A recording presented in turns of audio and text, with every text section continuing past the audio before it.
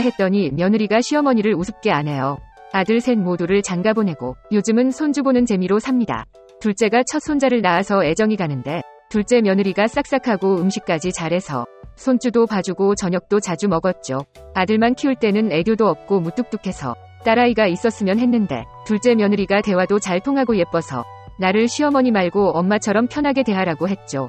부탁 있으면 다 말하라고까지 했더니 본색을 드러내며 너무 막대하네요. 그러면서 하는 말이 엄마가 편하게 대하라니까 너무 좋다. 근데 엄마가 우리 집에 너무 자주 오니까 좀 불편해서 한 달에 한 번만 왔으면 좋겠어. 얘야, 한 달에 한 번은 오지 말라는 거잖니? 오지 말라고 하고 싶은데 이것도 양보한 거야. 엄마가 딸 부탁도 못 들어주는 건 아니지. 라고 말하는데 기가 차더라고요. 제 며느리 절 너무 우습게 보는 거 아닌가요? 같은 배에서 나왔는데 어쩜 이렇게 다를까요? 결혼 후 허니문 베이비로 아들을 낳아 얼마 전 돌잔치를 마쳤습니다. 그런데 결혼 때 축의금을 5만원밖에 안 하신 후가 저희 애 돌잔치에도 5만원만 하더군요. 뭐 그럴 수도 있지 하며 넘어갔는데 이것이 사건의 발단이 됩니다. 이번에 그 시누이가 결혼을 하는데 저에게 전화를 해서 하는 소리가 언니 저 결혼 축하 선물로 뭐 해줄 거예요? 전 빌트인 냉장고랑 75인치 TV면 돼요. 그건 좀 어려울 것 같고 성의껏 넣을게요. 언니 정말 이럴 거예요? 라고 하더니 얼마 후 시어머니께 전화가 왔는데 얘 넌 시누이 결혼하는데 그깟 가전제품 몇 개도 못 해주니? 라고 하시는데 어이가 없더라고요. 남편에게 얘기했더니 남편이 시댁에 전화해서 계속 이렇게 실망시키면 저도 연락 안 합니다. 라고 하니까 미안하다고 하시네요. 남편한테 이런 면이 있는 줄 몰랐네요. 찐따였던 남편이 당하는 모습에 화가 나서 절교시켰습니다. 남편 친구들과의 막년회가 부부 동반이라 확실히 내조하려고 함께 참석했어요. 식사 때까진 괜찮았는데 술이 들어가니 남편을 자꾸 하대하더군요. 그래도 남편은 좋게 넘어갔죠. 그러다가 껄렁껄렁한 친구가 남편에게 야, 너 이 시계 짝퉁이지? 아니야, 와이프가 선물해 준 거야. 남편 시계를 설마 짝퉁으로 했겠어요? 라고 제가 거들었더니 와, 너 팔자 폈네. 나중에 나 좀 빌려줘라. 사천밖에 안 하니까 직접 장만하세요. 라고 하고 잠깐 화장실에 다녀왔더니 건들거리던 그 인간이 남편 시계를 빼서 찬 상태로 저에게 재수씨 그러지 말고 이거 한 달만 빌려줘. 라고 반말을 하길래 너무 화난 나머지 저기요. 일단 시계는 돌려주시고요. 내 남편이 당신한테 욕먹을 이유도 없고 시계 빌려줄 이유도 없거든요. 여보, 가자. 그대로 나와서 저희는 생맥주 한잔하고 들어갔습니다. 남편은 이제 그 친구들 안 볼 거라면서 저만 있으면 된다는데 눈물이 쏟아지네요. 이런 인간은 때려 죽여도 모자랍니다. 생계는 안중에도 없던 남편은 술만 마시면 폭력적으로 변했고 두 아이 엄마는 결국 남편과 갈라서게 됩니다. 아이들 양육권을 엄마가 가져가면서 월 100만원의 양육비를 받으라는 판결을 받았지만 그 후 안타깝게도 애들 엄마는 암 판정을 받아 치료비가 없어 항암 치료를 하면서 일을 해야만 했죠. 전 남편은 4년 동안 50만원을 딱 한 번 보내더니 연락을 끊어버립니다. 그새 힘든 업무와 스트레스로 인해 병은 더욱 악화되었고 암이 폐로 전이되어 이동식 산소통을 메고 전 남편을 찾아갔지만 만날 수 없었습니다. 그런데 어느 날 연락도 없던 전 남편에게서 갑자기 연락이 왔는데 그 이유는 바로 전 부인이 암 진단금으로 받은 2천만원 때문이었죠. 그동안 폐에 전이된 암 때문에 인공호흡기 없이 살기 힘든 상황에서 본인의 가망없는 연명을 위한 치료비를 감당할 수 없게 되자 인공호흡기를 제거하기로 결정했죠. 그렇게 인공호흡기 없이 가족들과 눈물의 작별 인사를 나누게 되는데 억장이 다 무너지네요. 장모님 때문에 이혼할 것 같습니다. 대기업에 근무 중인 제 연봉은 7천이 넘습니다. 그러나 그 액수는 장모님을 만족시키지 못했고 그래서 직장인인 저를 별로 안 좋아하셨죠. 결혼 승낙을 위해 할 수 없이 아내에게 혼수 없이 시집 오라 했고 부모님께서 모든 걸 이해해 주셔서 집과 혼수는 저희가 다 했습니다. 악착같이 모으겠다는 아내가 돈 관리를 했는데 결혼한 지 1년이 됐을 때 좀 더 넓은 곳으로 이사 가고 싶어서 가지고 있던 5천에 얼마나 더 모였는지 물어봤는데 세상에나 3천만원쯤 비더라고요. 추궁해서 물어봤더니 아내는 장모님에게 매달 평균 250 정도씩 보냈더군요. 화는 났지만 장모님께 제가 먼저 지금까지 일은 없던 걸로 하고 앞으로 자립할 수 있게 매월 50만원까지는 드린다고 하니까 내가 나가서 벌어봤자 얼마나 벌겠나? 그냥 앞으로도 자네 신세 좀 지겠네. 그건 어렵고 제가 할 수 있는 건 최대 매월 50만원까지입니다.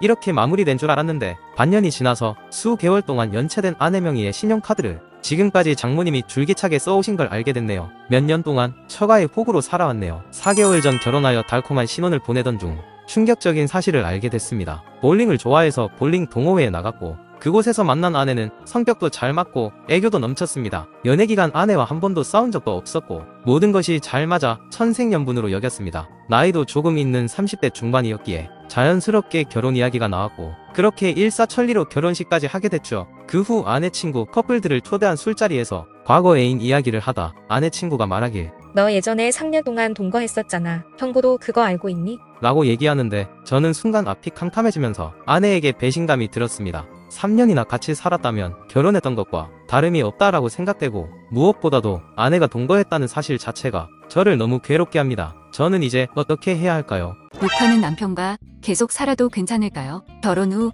5년 만에 낳은 아이였기에 누구보다 사랑을 듬뿍 주었습니다. 더 밝은 미래와 제 커리어를 위해 그리고 남편의 부담을 줄이기 위해 다시 복직하였습니다. 휴일에 아이를 재우고 집에서 쉬고 있었는데 시아버지께서 예고 없이 집에 찾아오셨습니다. 편히 쉬는 제가 마음에 안 드셨는지 저에게 여자는 자고로 남편에게 희생하며 집에서 살림하면서 애를 봐야지. 밖에서 일하지 말고 집에서 살림하거라. 아버님 말씀 이해는 하겠지만 언제 내 직장만을 할 수 있겠어요? 젊어서 일할 수 있을 때 조금이라도 벌어야죠. 여자가 벌면 얼마나 번다고. 그렇게 안 받는데 말대꾸가 심하구나. 남편에게 시아버지 좀 설득하라 했더니 아버님에게 어떻게 대들 수 있냐며 아버님과 아이 앞에서 모욕적인 욕까지 하는 이런 남편과 계속 살아도 될까요? 휴일 오전에 경비실에서 전화가 걸려왔습니다. 안녕하세요. 경비실입니다. 302호 맞으시죠? 네, 무슨 일이시죠?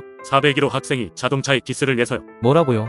일단 나가겠습니다. 통화를 끊고 내려가 보니 학생과 경비 아저씨가 계시더군요. 흠집이 생각보다 컸고 저는 여중생으로 보이는 학생에게 이 흠집 네가 냈니? 라고 물으니 인상을 쓰면서 엄마 불렀으니까 엄마랑 얘기하세요. 사과도 없이 저렇게 얘기하니 기분이 나빠서 얘야 잘못했으면 사과를 먼저 해야지. 뭐라는 거? 그 순간 학생 엄마가 도착해서 하는 말이 애가 실수 좀 할 수도 있지. 왜 애를 잡으세요? 자동차는 수리해주면 될 거 아니야. 라는데 어이가 없더군요. 원하는 대로 견적 봐서 나온 480만 원을 청구했더니 사기꾼 일하더니 나중에는 정말 죄송했습니다. 좀 깎아주시면 안 되나요? 라고 하는데 이미 술이 들어가서 안 된다고 전부 다 받았습니다. 사정사정 하는 꼴을 보니 속이 다 시원하더라고요. 화병 나느니 제 시어머니가 얼마나 고약한지 흉 좀 보겠습니다. 저희는 항상 명절 때 시댁에 들렸다가 명절 당일날 친정으로 갑니다. 그런데 시댁 식구들 모두들 그렇지 않은데 유독 시어머니만 친정에 가려고 하면 시간을 질질 끄시더라고요. 이전 명절까진 아쉬워서 그런 줄 알았는데 저번엔 시누이 곧 오니까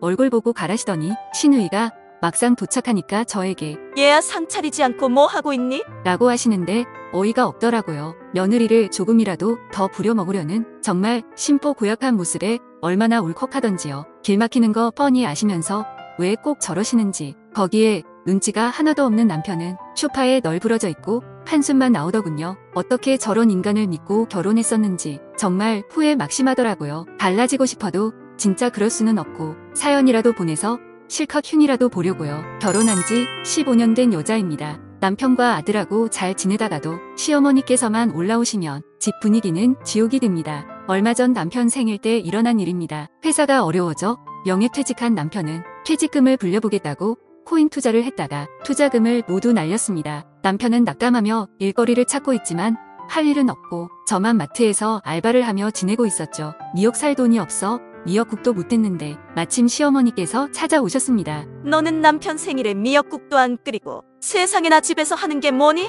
출근 준비를 해야 해서 남편 생일상은 저녁에 차리려고요. 여자가 벌어봤자 얼마나 번나고 생색이냐. 어머님 그이가 퇴직금 전부 다 날려먹어도 전 아무 말 안 했어요. 그런데 이렇게 이야기하시면 너무 서운해요. 시어머니는 그렇게 아무 말도 안 하시다가 내려가셨습니다. 지긋지긋한 시어머니와 남편의 꼴도 보기 싫은데 저는 이제 어떻게 하면 좋을까요?